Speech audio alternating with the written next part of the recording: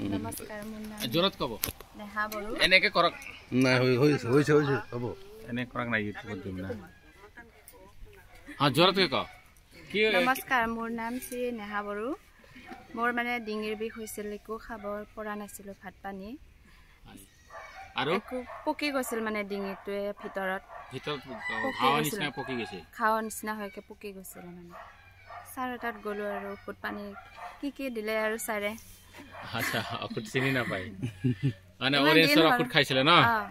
তো এতিয়া আগতে ভাত খোৱা নাছিল এতিয়া ভাত খাব পৰা হৈছে সব খাব পাৰে সব খায় এতিয়া মাংস চাংস সব খায় মাংস চাংস সব খাও মানে 3 মাহ মাংস একো খাব দিয়া নাছিলে আচ্ছা আচ্ছা খোৱা নাছিলো আচ্ছা এতিয়া কিন্তু সব খায় এতিয়া সব খায় এতিয়া একো অসুবিধা নাই মানে গলত কেন্সার নিচিনাকৈ হৈ গৈছিল ন এটা তো ভাল পাইছে ন এটা দিগদাৰ নাই একো দিগদাৰ নাই তো যদি আপুনি ভাল পাব পাৰে এনেকুৱা ডেঞ্জাৰাছ বেমাৰৰ পৰা যেটো ধৰক ভাত পানী একো খাব নোৱাৰে তো হেতু তো আৰু কি কব তাৰপিছত মানুহ তো মৰি যায় তেতিয়া ডক্টৰে কি কৰে পানী পাইপে দি খানা খুৱাই তেতিয়া তাৰপিছত হেনেকে ৰাখি 1-2 সপ্তাহ হেনেকে ৰাখি তাৰপিছত মানুহ মৰি যায় হয় না এসপ্তাহ ভাত পানী খাওয়া নাই তো আপুনি ভাল পাইছে পুৰা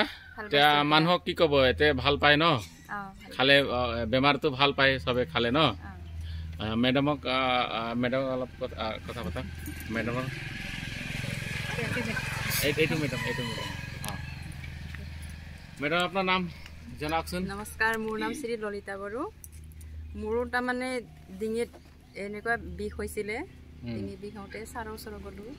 ওচৰত ছাৰে যিখিনি মেডিচিন দিছে খাইছোঁ ছাৰৰ মেডিচিনখিনি খাই এতিয়া ভাল পাইছোঁ বৰ্তমান ভালে এতিয়া ঠিক আছে দিয়ক তো থ্যাংক ইউ